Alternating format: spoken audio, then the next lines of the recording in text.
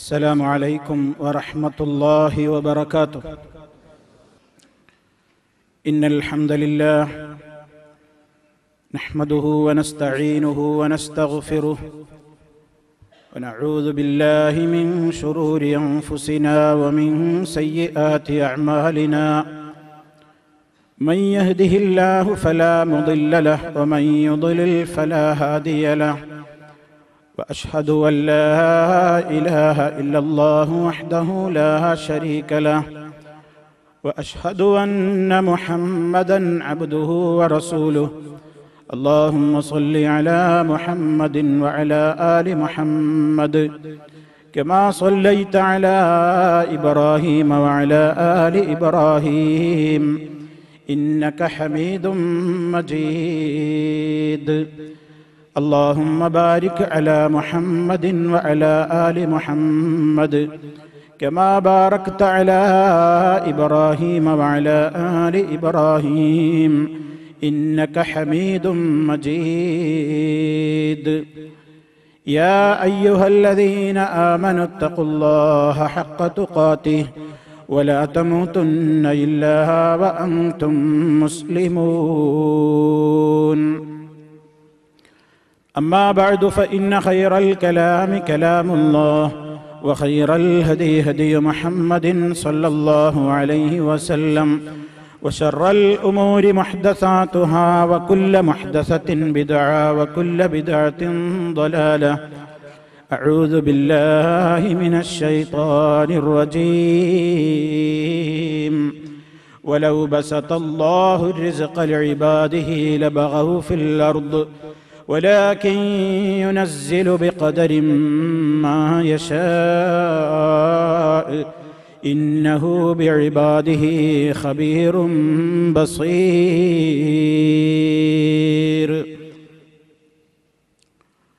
സ്നേഹമുള്ള സത്യവിശ്വാസികളെ, സഹോദരങ്ങളെ, സർവശക്തനായ അല്ലാഹു സുബ്ഹാനഹു വ തആലയുടെ വിധിവിലക്കുകളും നിയമനിർദ്ദേശങ്ങളും ജീവിതത്തിന്റെ എല്ലാ മേഖലകളിലും പരമാവധി കാത്തുസൂക്ഷിച്ചുകൊണ്ട് ഭയഭക്തിയോടെ ജീവിക്കുവാൻ എപ്പോഴും പരിശ്രമിച്ചുകൊണ്ടിരിക്കണേ എന്ന് എന്നെയും നിങ്ങളെ ഓരോരുത്തരെയും ഉത്ബോധിപ്പിക്കുകയാണ്, ഉപദേശിക്കുകയാണ്, ഗൗരവപൂർവം വസിയ്യത്ത് നൽകുകയാണ്.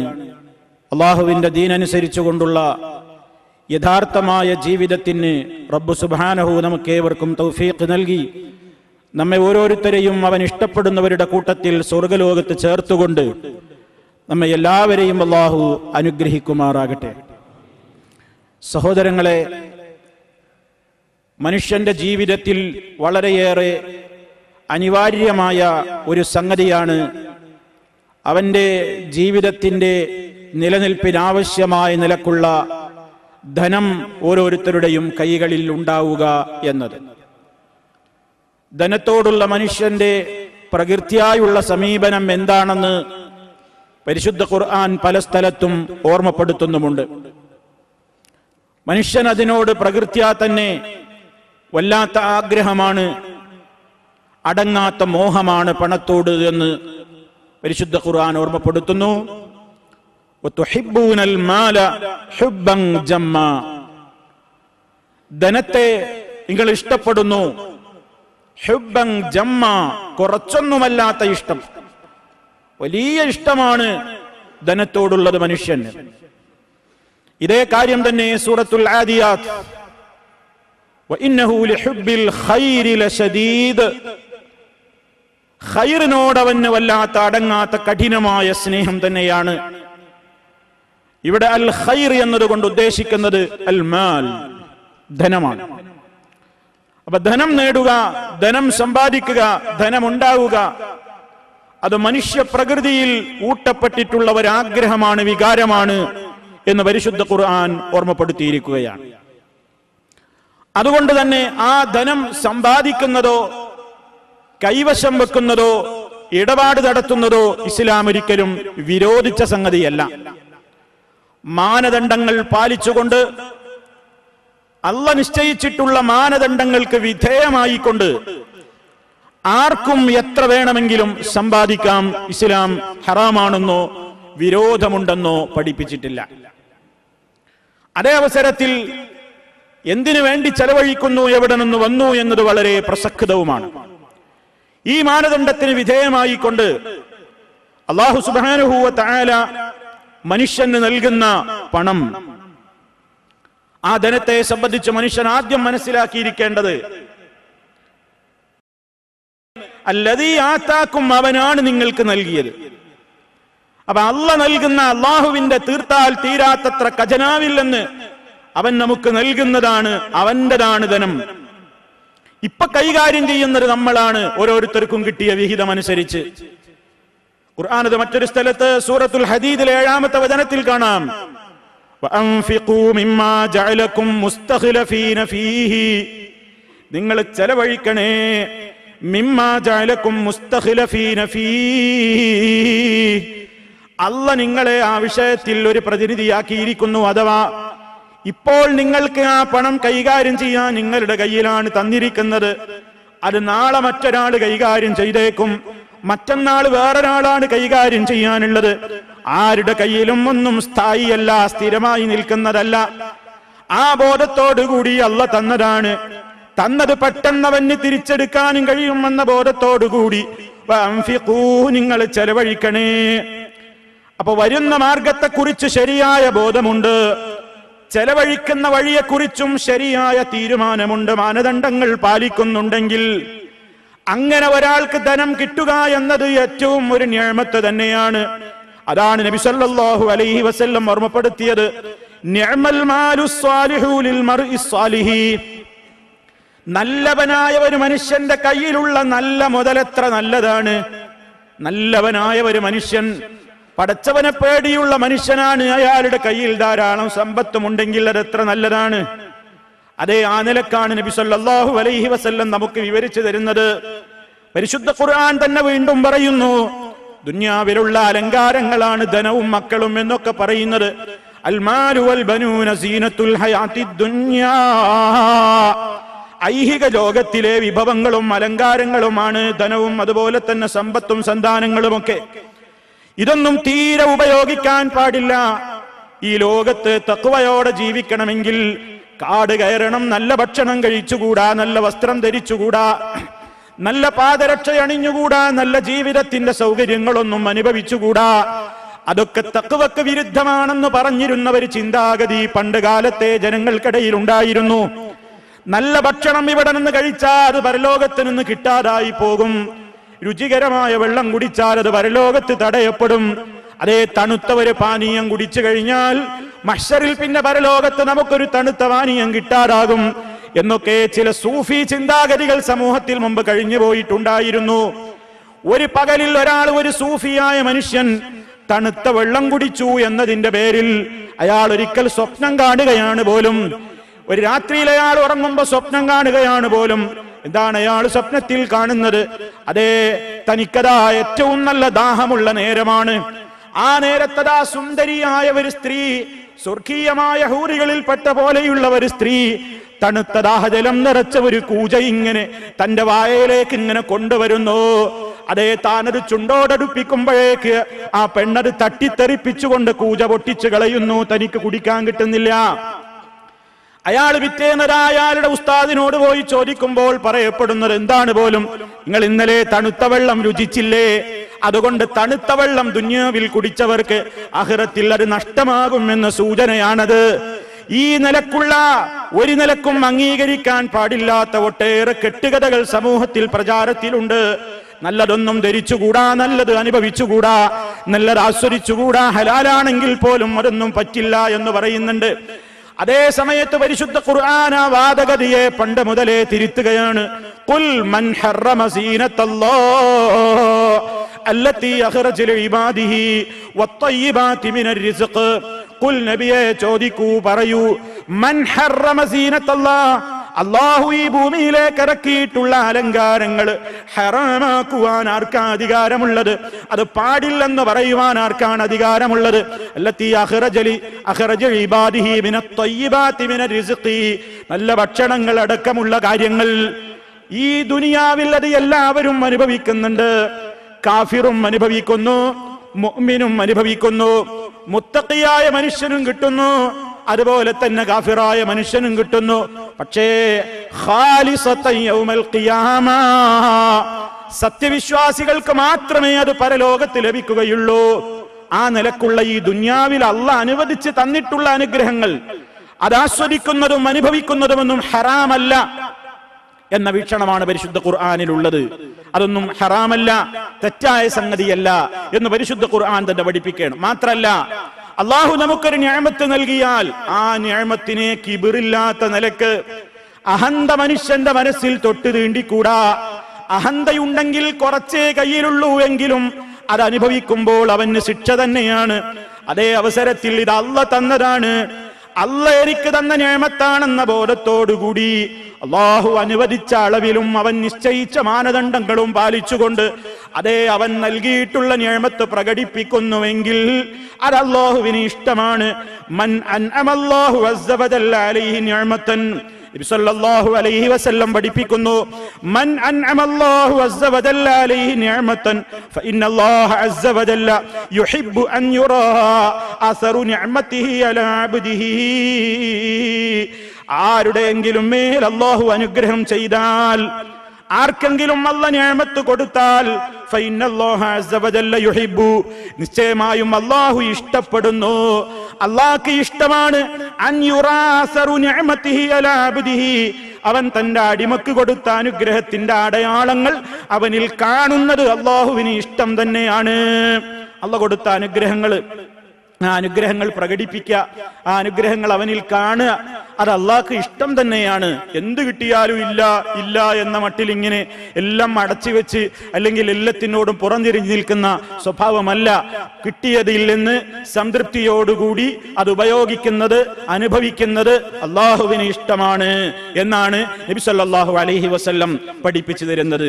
ഇവിടെയൊക്കെ പരിശുദ്ധ ഖുർആനും തിരുസുന്നത്തും പറയുന്ന മറ്റൊരു കാര്യമുണ്ട്. ഇത്രയൊക്കെ അനുഗ്രഹമായ ഈ നിഅമത്ത് എന്ന് പറയുന്ന ഈ സംഗതി ഇതെന്തേ അങ്ങനെ എല്ലാവർക്കും കിട്ടുന്നില്ലല്ലോ? എല്ലാവർക്കും കിട്ടാത്തതെന്ത്? ചിലർക്കതാ കുറവല്ലേ കാണുന്നുള്ളൂ, ചിലർക്ക് ധാരാളമുണ്ടല്ലോ. കിട്ടാത്ത ആളുകൾ നിരാശപ്പെടേണ്ടതില്ല എന്നാണ് അള്ളാഹു പറയുന്നത്. കാരണം ആർക്കൊക്കെ കൊടുക്കണം, എത്ര അളവിൽ കൊടുക്കണം, ആർക്കൊക്കെ ഇപ്പൊ കൊടുക്കണ്ട പിന്നെ കൊടുത്താ മതി, ആർക്കൊക്കെ തീരെ കൊടുക്കണ്ട. ഇതിലൊക്കെ പിന്നിൽ പടച്ച റബ്ബിന് നമ്മളറിയാത്ത ഒരുപാട് ഹിക്മത്തുകളുണ്ട്. അതാണ് പരിശുദ്ധ ഖുർആൻ ഓർമ്മപ്പെടുത്തുന്നത്.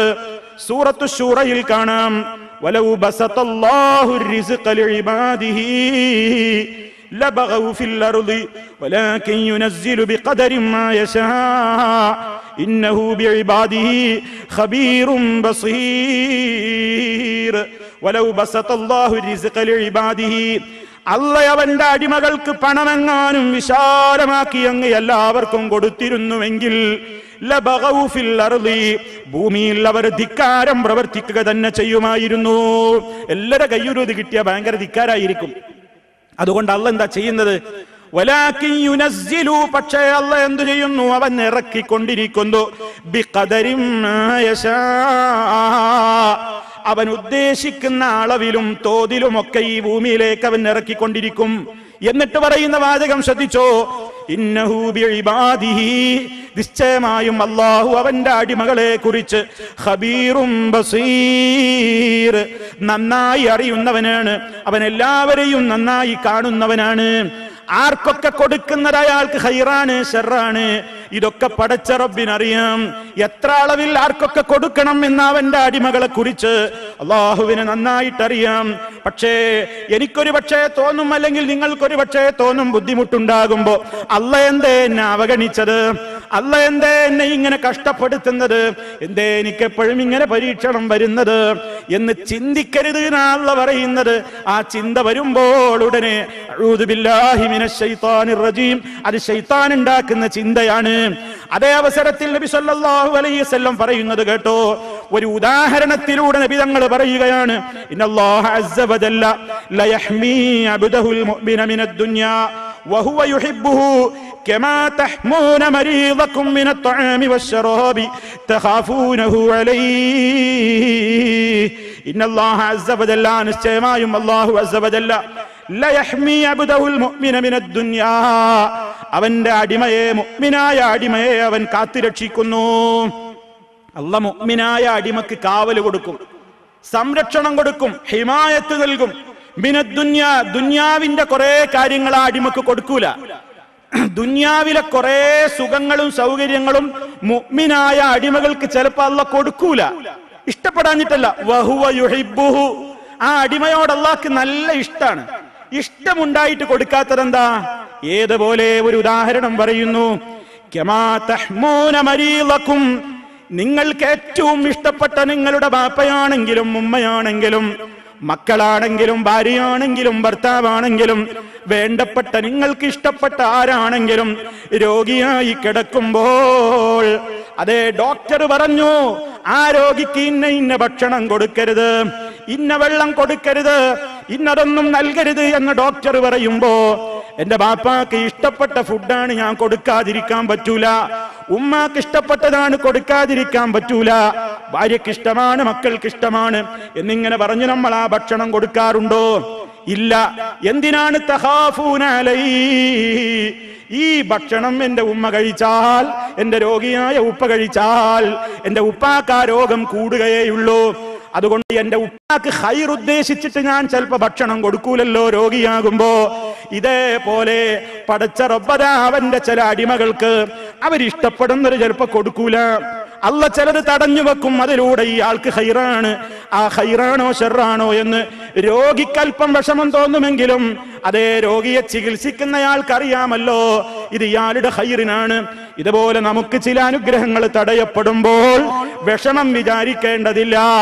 റബ്ബാണ് അറിയുന്നവൻ, ഇന്നഹു ബിഇബാദിഹി ഖബീറും ബസീർ, അവനാണ് അവന്റെ അടിമകളെ കുറിച്ച് നന്നായി അറിയുന്നവൻ, കാണുന്നവൻ. അതങ്ങ് മനസ്സിലാക്കിയാൽ മതി. വിഷമം പ്രയാസം ഉണ്ടാവുമ്പോ ഇതെന്റെ ഖൈറിനാണ് എന്ന് വിചാരിക്കണം. എനിക്കിതുകൊണ്ടൊരു ഖൈറുണ്ട്. അതേ അറിവില്ലാത്ത ഞാൻ എനിക്കത് ഖൈറല്ല എന്ന് തോന്നുന്നുവെങ്കിലും, എന്റെ വിവരക്കേട് കൊണ്ട് എനിക്കതിപ്പോൾ ശർറാണെന്ന് തോന്നുന്നുവെങ്കിലും, എന്റെ ഭാവി ഭൂതവർത്തമാന കാര്യങ്ങളൊന്നുപോലെ അറിയാവുന്ന, എന്റെ രഹസ്യപരസ്യങ്ങൾ ഒരുപോലെ അറിയാവുന്ന, എന്നെ സംബന്ധിച്ച് മുഴുവനും അറിയാവുന്ന എന്റെ റബ്ബല്ലേ ഇത് കണക്കാക്കിയത്. അതിന്റെ പിന്നിൽ ഒരു ഹിക്മത്തുണ്ട്, അതിന്റെ പിന്നിൽ അവനൊരു തത്വമുണ്ട്. അത് എനിക്കറിയാത്തത് കൊണ്ടാണ് എന്റെ റബ്ബ് എനിക്ക് വിധിച്ചതിൽ ഞാൻ സഹിക്കുന്നു, ക്ഷമിക്കുന്നു. അതാണ് വേണ്ടത് എന്ന് സല്ലല്ലാഹു അലൈഹി വസല്ലം ഓർമ്മപ്പെടുത്തുന്നു. അപ്പൊ പടച്ച റബ്ബ് ഇങ്ങനെ തരാതിരിക്കുന്നുണ്ടെങ്കിൽ അതിൽ നമുക്ക് എന്തെങ്കിലും ഖൈറുണ്ടാവും. അങ്ങനെ ഖൈറുണ്ടാകുമെന്നാണ് വിചാരിക്കണം. നമുക്ക് മനസ്സിലാവൂല. രോഗിക്ക് ആ കിട്ടണം എന്നാണ് ആഗ്രഹം, തരാത്തവനോട് ദേഷ്യം തോന്നും. എനിക്കിഷ്ടപ്പെട്ട വെള്ളം തന്നില്ലല്ലോ, എനിക്കിഷ്ടപ്പെട്ടത് തന്നില്ലല്ലോ എന്ന് പരിചരിക്കുന്നവനോട് ദേഷ്യം പിടിക്കും. പക്ഷേ ആ പരിചരിക്കുന്നവനറിയാം ഇതിപ്പോ കൊടുക്കാൻ പാടില്ല, ഇത് കൊടുത്താ പ്രശ്നമാണ്. ഇതേപോലെ നമ്മൾ മനസ്സിലാക്കിയിരിക്കണമെന്ന് നബി സല്ലല്ലാഹു അലൈഹി വസല്ലം നമുക്കൊരു ഉപമാരൂപത്തിൽ പഠിപ്പിച്ചു തന്നിരിക്കുകയാണ്. അതുപോലെ തന്നെ നാം മനസ്സിലാക്കേണ്ട പ്രധാനപ്പെട്ട ഒരു കാര്യം, ചിലക്ക് അല്ലാഹു റബ്ബുൽ ആലമീൻ ഇഷ്ടപ്പെട്ടു ഇഷ്ടപ്പെട്ടില്ല എന്നുള്ളതിന്റെ ഒന്നും മാനദണ്ഡമല്ല പണം കൊടുത്തു കൊടുത്തില്ല എന്നത്. പരിശുദ്ധ ഖുർആൻ തന്നെ നമുക്ക് എല്ലാവർക്കും എപ്പോഴും നമ്മൾ കേൾക്കുന്ന രണ്ട് വചനങ്ങളുണ്ട്. ഫഅമ്മൽ ഇൻസാനു ഇദാ മബ്തലാഹു റബ്ബുഹു ഫഅക്റമഹു വനഅമഹു ഫയഖൂലു റബ്ബി അക്റമൻ വഅമ്മാ ഇദാ മബ്തലാഹു ഫഖദറ അലൈഹി റിസ്ഖഹു ഫയഖൂലു റബ്ബി അഹാനൻ കല്ലാ. പരിശുദ്ധ ഖുർആൻ പറയുന്നു, മനുഷ്യനൊരു സ്വഭാവമുണ്ട്. ധാരാളമായി കിട്ടുമ്പോൾ അവൻ വിചാരിക്കും ഇതെന്റെ റബ്ബ് എനിക്ക് ആദരിച്ച് എനിക്ക് വല്ലാതെ തന്നതാണ്, എന്നെ ഇഷ്ടപ്പെട്ട് തന്നതാണെന്ന് വിചാരിക്കും. അതേ അവസരത്തിൽ പരീക്ഷണാണ് അല്ലാഹു തുടക്കത്തിലേ പറയുന്നത്. ഒരു പരീക്ഷണമാണ്, കൊടുത്തു നോക്കുകയാണ്. അതേ അവസരത്തിൽ ഒരാ കൊടുത്തു നോക്കിയിട്ടതാ പരീക്ഷിക്കും പോലെ കൊടുക്കാതെയും പരീക്ഷിക്കും. ഫഖദറ അലൈഹി റിസ്ഖഹു, ഒന്ന് കുടിസാക്കിയാൽ ഞെരുക്കമാക്കിയാൽ മനുഷ്യൻ പറയും റബ്ബി അഹാനൻ, എന്റെ റബ്ബ് എന്നെ നിന്ദിച്ചിരിക്കുന്നു, എന്നെ അവഗണിച്ചിരിക്കുന്നു എന്ന് പറയും. വേണ്ട, ആ ചിന്താഗതി വേണ്ട. ഇസ്ലാം പറയുന്നത് അല്ലാഹു ഒരാളെ ഇക്റാമാക്കുക എന്ന് പറഞ്ഞാൽ പണം കൊടുത്തിട്ടല്ല, അല്ലാഹു ഒരാളെ നിന്ദിക്കുക എന്ന് പറഞ്ഞാൽ പണം കൊടുക്കാതിരിക്കലും അല്ല. മറിച്ച് അല്ലാഹു ഇക്റാമാക്കുക എന്ന് പറഞ്ഞാൽ അല്ലാഹുക്ക് ഇഷ്ടപ്പെട്ട കർമ്മങ്ങൾ ധാരാളമായി ചെയ്യാൻ ഒരാൾക്ക് തൗഫീക്ക് കിട്ടിയോ അവനാണ് പടച്ചവൻ അനുഗ്രഹിച്ചവർ. ആ നിയമത്തിൽ നിന്ന് ആര് തടയപ്പെട്ടോ അവനാണ് അവഗണിക്കപ്പെട്ടവൻ. ശരിക്കും മനസ്സിലാക്കണം, അള്ളാഹുവിന് ഇഷ്ടപ്പെട്ട ധാരാളമായ കാര്യങ്ങൾ ചെയ്യാൻ ജീവിതത്തിൽ ആർക്ക് റബ്ബ് തൗഫീക്ക് കൊടുക്കുന്നുവോ അവനാണ് ആദരിക്കപ്പെടുന്നവൻ. അതിന് തൗഫീക്ക് നൽകപ്പെടാതെ പോകുന്നവരാണ് അവഗണിക്കപ്പെടുന്നവർ. അതുകൊണ്ട് റബ്ബേ അല്ലാഹുമ്മ ഇന്നീ അലാ ദിക്രിക വ ശുക്രിക വ ഹുസ്നി ഇബാദതിക, അല്ലാഹുവേ നിന്നെ ധാരാളമായി ഓർക്കാനും നിന്നെ അനുസരിച്ച് ജീവിക്കാനും നിന്നോട് നന്ദി കാണിക്കാനും ധാരാളമായ ഇബാദത്ത് നല്ല നിലക്ക് നിർവഹിക്കാനും നീ എന്നെ സഹായിക്കണേ എന്ന് ദുആ ചെയ്യാൻ നബി സല്ലല്ലാഹു അലൈഹി വസല്ലം പഠിപ്പിച്ചിട്ടുണ്ട്. എല്ലാ നിസ്കാരത്തിന്റെ ശേഷവും അത് പറയണേ എന്ന് നബി തങ്ങൾ വസിയത്തും പറഞ്ഞിട്ടുണ്ട്. നമ്മളെല്ലാവരും അത് അർത്ഥം മനസ്സിലാക്കി പറയണം. അല്ലാഹുമ്മ അഇന്നി അലാ ദിക്രിക വശുക്രിക വഹുസ്നി ഇബാദതിക. അതാ ഏറ്റവും വലിയ ഇക്റാമാക്കൽ. പരിശുദ്ധ ഖുർആൻ പറഞ്ഞില്ലേ നിങ്ങളിൽ വർണ്ണവും അതുപോലെ തന്നെ നിങ്ങളുടെ ഭാഷയും ദേശവും നിങ്ങളുടെ രൂപകോലങ്ങളും ഒന്നും നോക്കിയിട്ടല്ല, പടച്ചവന്റെ അടുക്കൽ ഇന്നാക്രമക്കും ഇൻദല്ലാഹ്, അല്ലാഹുവിന്റെ അടുക്കൽ നിങ്ങളിൽ ഏറ്റവും ആദരിക്കപ്പെടുന്നവരാരാണ്? അത്ഖാക്കും, നിങ്ങളിൽ ഏറ്റവും തഖ്വയുള്ളവനാണ്. അവന് പണം ഉണ്ടാകാം ഇല്ലാതിരിക്കാം, പണം ഉണ്ടാകട്ടെ ഇല്ലാതിരിക്കട്ടെ, തഖ്വയുണ്ടോ അതാണ് അള്ളാഹ് ആദരിച്ചതിന്റെ അടയാളം. തഖ്വയില്ലേ അതാണ് നിന്ദ്യത ലഭിച്ചിരിക്കുന്നു എന്നുള്ളതിന്റെ ഏറ്റവും വലിയ ലക്ഷണം. അതുകൊണ്ട് അള്ളാഹുവിനോട് നാം ആ നിലക്ക് റബ്ബേ നീ ഞങ്ങളെ അനുഗ്രഹിക്കണമേ എന്നാണ് ചോദിക്കേണ്ടത്. മഹാനായ റബ്ബുൽ ആലമീൻ ഓർമ്മപ്പെടുത്തുന്നുണ്ട്, ഈ നിലക്ക് അള്ളാഹു റബ്ബുൽ ആലമീൻ നമുക്ക് നൽകുന്ന നിഅമത്തുകളെ അത് കൂട്ടുവാനാണ് ശ്രമിക്കേണ്ടത്. സ്ഥായിയായി നിലനിൽക്കണം, അത് നശിച്ചു പോകാതിരിക്കാൻ വേണ്ട ഒരു മാർഗം അല്ലാഹു പറയുന്നുണ്ട്. അള്ളാഹു നിങ്ങൾക്ക് നൽകിയ നിഅമത്തുകൾ എന്നെന്നും നിലനിന്ന് കിട്ടണോ? അതിനെന്താണ് മാർഗം? ലയിൻ ശകർതും ലഅസീദന്നകും, നിങ്ങൾ നന്ദി കാണിക്കുകയാണെങ്കിൽ ഞാൻ നിങ്ങൾക്ക് വർദ്ധിപ്പിച്ചു തരാം. നിങ്ങൾക്ക് കിട്ടിയ നിഅമത്ത് നിലനിൽക്കാനുള്ള മാർഗം അല്ലാഹു തആല പറയാണ്. നമുക്ക് കിട്ടിയ ഓരോരുത്തർക്ക് കിട്ടിയ നിഅമത്തും നിലനിന്ന് കിട്ടണോ? നിങ്ങൾ അതിന് ധാരാളമായി ശുക്ർ ചെയ്താൽ ഞാൻ നിങ്ങൾക്കത് അധികമായി പിന്നെയും തന്നുകൊണ്ടിരിക്കും. അതെങ്ങനെയാ ശുക്ർ? അള്ളാഹിന്റെ അടുത്ത് നിന്നാണ് എന്ന് മനസ്സിലാക്കുക. ഇതെനിക്ക് അള്ളയാണ് തന്നത് എന്ന് മനസ്സിലാക്കണം. ഏത് നിഅമത്തും എനിക്ക് തരുന്നത് അള്ളയാണ്. ആ അള്ളാഹുവിനെ ധാരാളമായി ഓർക്കുക. അവനെ ഓർക്കുക എന്ന് പറയുമ്പോ അള്ളാഹ് തന്ന മുതൽ കൈകാര്യം ചെയ്യുമ്പോ അള്ളാഹ്ക്ക് ഇഷ്ടല്ലാത്ത വഴിയിലേക്ക് ഒരു നയാഫിൽസ് പോലും ചെലവഴിക്കാതെ അവന് തൃപ്തിയുള്ള ഹലാലായ മാർഗങ്ങളിലേക്ക് മാത്രം ചെലവഴിച്ചുകൊണ്ട് ആ നിലക്ക് നന്ദി കാണിച്ചാൽ അള്ളാഹു നമുക്ക് വീണ്ടും വീണ്ടും തരും. അത് പണത്തിന്റെ നിഅമത്ത് മാത്രമല്ല, ഏതനുഗ്രഹങ്ങളും പടച്ച റബ്ബിന് ഇഷ്ടമുള്ള മാർഗത്തിലേക്ക് വിനിയോഗിച്ചാൽ റബ്ബ് അത് കൂടുതൽ തരും. വലയിൻ കഫർത്തും, നിങ്ങൾ നന്ദി കേടാണ് കാണിക്കുന്നതെങ്കിലോ ഇന്ന അദാബീ ലശദീദ്, നിശ്ചയമായും എന്റെ ശിക്ഷ വളരെ കഠിനമായത് തന്നെ.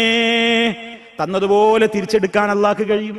ശിക്ഷ വരും, കാത്തിരുന്നോളണം എന്നാണ് വിശുദ്ധ ഖുർആനും തിരുസുന്നത്തും നമുക്ക് മുന്നറിയിപ്പ് നൽകുന്നത്. അതുകൊണ്ട് സഹോദരങ്ങളെ, ജീവിതത്തിൽ ഒരുപാട് പൂജ്യം അവസ്ഥയിൽ ഈ ഭൂമിയിൽ വന്ന് ഒരുപാട് അനുഭവിച്ചവരും ആസ്വദിച്ചവരും അനുഭവിച്ചു കൊണ്ടിരിക്കുന്നവരുമാണ് നമ്മളെല്ലാം.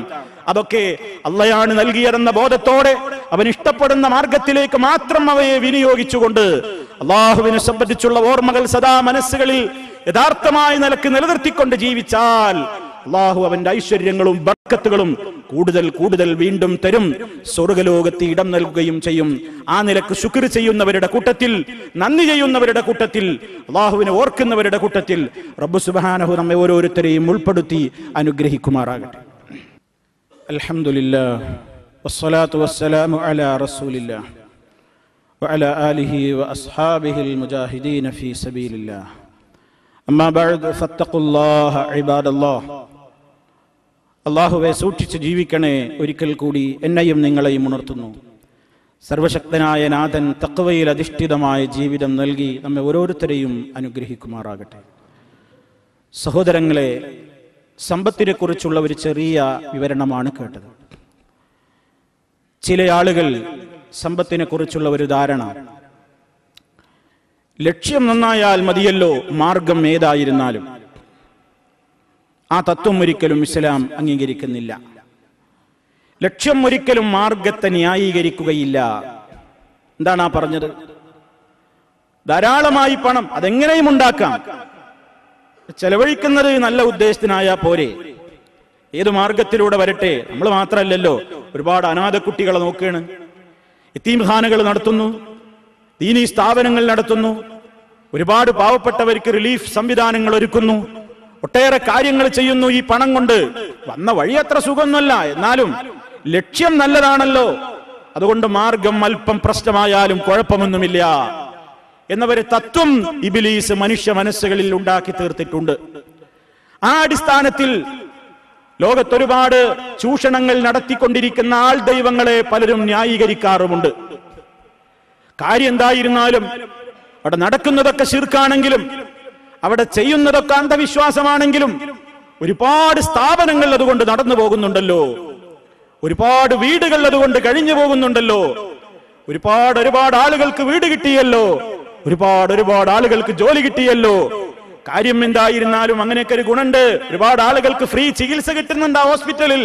ഇങ്ങനെയൊക്കെ പറഞ്ഞ് പല മതവിഭാഗങ്ങളിൽപ്പെട്ടവരെന്ന് പറയുന്ന ആൾ ദൈവങ്ങളെ ന്യായീകരിച്ചൊപ്പിക്കുകയും അവരുടെ കേന്ദ്രങ്ങളിൽ നടത്തിക്കൊണ്ടിരിക്കുന്ന അല്ലാഹുവല്ലാത്തവരോടുള്ള പ്രാർത്ഥനകളും ആരാധനകളും പൂജകളും വഴിപാടുകളും നേർച്ചകളും ബലിയർപ്പണങ്ങളും ആ ശിർക്കുകളെ ലാഘവത്വത്തോടുകൂടെ കാണുകയും ചെയ്തുകൊണ്ട് സമൂഹത്തിനുണ്ടാകുന്ന നേട്ടങ്ങളെ മാത്രം പൊക്കിപ്പിടിക്കുകയും അവരേതിലൂടെയാണ് ഈ പണങ്ങൾ കോടികൾ വാരിക്കൂട്ടുന്നത് എന്നത് വിസ്മരിക്കുകയും ചെയ്യുന്ന ഒരവസ്ഥ ഇന്ന് ലോകത്തുണ്ട്.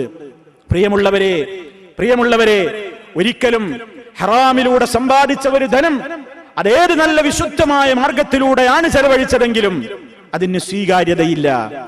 അള്ളാഹുവിന്റെ റസൂൽ സല്ലല്ലാഹു അലൈഹി വസല്ലം പറഞ്ഞത്, അതെ, നിങ്ങൾ ചെലവഴിക്കുന്നത് നല്ലതിൽ നിന്നായിരിക്കണം. നല്ലതിൽ നിന്ന് ചെലവഴിക്കുന്നതേ അള്ളാഹ് ഇഷ്ടപ്പെടുകയുള്ളൂ, അത് മാത്രമേ അള്ളാഹു സ്വീകരിക്കുകയുള്ളൂ. ഇന്നല്ലാഹ ത്വയ്യിബുൻ ലാ യഖ്ബലു ഇല്ലാ ത്വയ്യിബാ. അള്ളാഹു പരിശുദ്ധനാണ്. ലാ യഖ്ബലു, അവൻ സ്വീകരിക്കുകയില്ല ഇല്ലാ ത്വയ്യിബാ, പരിശുദ്ധമായതല്ലാതെ. പരിശുദ്ധമായതിലൂടെ നേടിയത് മാത്രമേ അള്ളാഹ് സ്വീകരിക്കുകയുള്ളൂ. അതുകൊണ്ട് എവിടെ നിന്ന് വന്നു എന്നത് അത്ര നോക്കണ്ട എന്നാരും ചിന്തിക്കേണ്ടതില്ല. എങ്ങോട്ട് പോകുന്നു എന്ന് മാത്രം നോക്കിയാൽ മതി, പോരാ. നാളെ മഹ്ശറിൽ അതാ നമ്മൾ എപ്പോഴും കേൾക്കുന്ന ഹദീസാണ്, വെച്ച കാല് മുന്നോട്ടനക്കാൻ റബ്ബ് സമ്മതിക്കൂല. ചില കാര്യങ്ങളെ പറ്റി ഓരോരുത്തരോടും ചോദ്യമുണ്ട്. ആ കൂട്ടത്തിലൊന്ന് പറഞ്ഞത് വാൻ മാലിഹി, ഒരാളുടെ ധനത്തെ സംബന്ധിച്ച് ചോദിക്കും. മിന്നൈനക്തസബ്തഹു, എവിടുന്നാ ഉണ്ടാക്കിയത്? അതാദ്യത്തെ ചോദ്യം. എവിടുന്നുണ്ടാക്കി എന്ന ചോദ്യം എവിടുന്നുണ്ടല്ലോ, അപ്പൊ വന്ന വഴി ശരിയാവണം. വഫീമാ അൻഫഖ്തഹു, രണ്ടാമത്തെ ചോദ്യം, എന്തിലേക്കാണ് ചെലവഴിച്ചത്? എവിടെ നിന്നാണ് ഉണ്ടാക്കിയത്? എന്തിലേക്കാണ് ചെലവഴിച്ചത്? ആ ചോദ്യമുണ്ട്. അത് വളരെ ഗൗരവമാണ്. അതുകൊണ്ട് മനസ്സിലാക്കുക, ഹറാമുകൾ കലരാതിരിക്കുവാൻ വളരെയേറെ ജാഗ്രത പാലിക്കുക. അല്ലാഹു റബ്ബുൽ ആലമീനിനോട് നിരന്തരമായി പ്രാർത്ഥിക്കുക. നമ്മുടെ ജീവിതത്തെ ശുദ്ധീകരിക്കാൻ, നമ്മുടെ ധനത്തെ ശുദ്ധമായി നിലക്കാവാൻ. ഹറാമ് തിന്ന് വളർന്നു കൊഴുക്കുന്ന ശരീരത്തിന്റെ പ്രാർത്ഥന പോലും അള്ളാഹ് സ്വീകരിക്കുകയില്ല. നരകമാണതിന് ഏറ്റവും അർഹതപ്പെട്ടത് എന്നൊക്കെയുള്ള വചനങ്ങൾ പ്രവാചക വചനങ്ങളിൽ നമുക്ക് കാണുവാൻ സാധിക്കും. അല്ലാഹു റബ്ബുൽ ആലമീൻ നമ്മെ കാത്തു രക്ഷിക്കുമാറാകട്ടെ. എല്ലാവിധത്തിലുള്ള ഫിത്നകളിൽ നിന്നും ഫസാദുകളിൽ നിന്നും ദുഷിച്ച പ്രവർത്തനങ്ങളിൽ നിന്നും റബ്ബുൽ ആലമീൻ നമ്മെ കാത്തു രക്ഷിക്കുമാറാകട്ടെ. മാരകമായ രോഗങ്ങളിൽ നിന്ന്, സഹിക്കാനാവാത്ത വേദനകളിൽ നിന്ന്, പരീക്ഷണങ്ങളിൽ നിന്ന് അള്ളാഹു നമ്മെ കാത്തു രക്ഷിക്കുമാറാകട്ടെ. ഒരുപാട് രോഗികൾ രോഗാവസ്ഥയിലാണ്. അള്ളാഹുവേ, നീ അവർക്ക് ശിഫ നൽകണമേ. ഒരുപാട് ആളുകൾ ഈ അടുത്തുപോയി മരണപ്പെട്ടു പോയി. റബ്ബേ, അള്ളാഹുവേ, നീ അവരുടെ ഖബറുകൾ സന്തോഷത്തിലാക്കണമേ. ഞങ്ങളെയും അവരെയും നിന്റെ സ്വർഗ്ഗലോകത്ത് നീ സന്തോഷത്തോടെ ഒരുമിച്ച് ചേർക്കണമേ നാഥ. ഏതു പരീക്ഷണ ഘട്ടങ്ങളിലും പ്രതിസന്ധി ഘട്ടങ്ങളിലും തളരാതെ പതറാതെ നിന്നെക്കുറിച്ചുള്ള യഥാർത്ഥമായ വിശ്വാസത്തെ മനസ്സിൽ അരക്കിട്ടുറപ്പിച്ച് നിലനിർത്തിക്കൊണ്ട് ഈ ലോകത്തോട് വിട പറയുവാൻ നീ ഞങ്ങൾക്ക് തൗഫീക്ക് നൽകണമേ നാഥ. ഒരുപാട് മാനസികമായ പ്രശ്നങ്ങളും ആഗ്രഹങ്ങളും ഉള്ളവരാണ് ഇവിടെ കൂടിയ ഒരുപാട് ആളുകൾ. അല്ലാഹുവേ, നീയാണെല്ലാം അറിയുന്നവൻ. നീ ഞങ്ങളുടെ ഹലാലായ ഉദ്ദേശങ്ങളെ നിവർത്തിച്ചു തരണമേ നാഥ. اللهم ربنا تقبل منا إنك أنت السميع العليم وتب علينا إنك أنت التواب الرحيم. اللهم اغفر للمؤمنين والمؤمنات والمسلمين والمسلمات الأحياء منهم والأموات إنك مجيب الدعوات وقاضي الحاجات. اللهم أعز الإسلام والمسلمين وأذل الشرك والمشركين. اللهم أجرنا من النار، اللهم أجرنا من النار، اللهم أجرنا وأجر والدينا من النار. اللهم ربنا اغفر لنا ولإخواننا الذين سبقونا بالإيمان ولا تجعل في قلوبنا غلا للذين آمنوا ربنا إنك رؤوف رحيم. اللهم آمنا في أوطاننا، اللهم اجعل هذا البلد آمنا مطمئنا وسائر بلاد المسلمين. ربنا تقبل منا إنك أنت السميع العليم والحمد لله رب العالمين.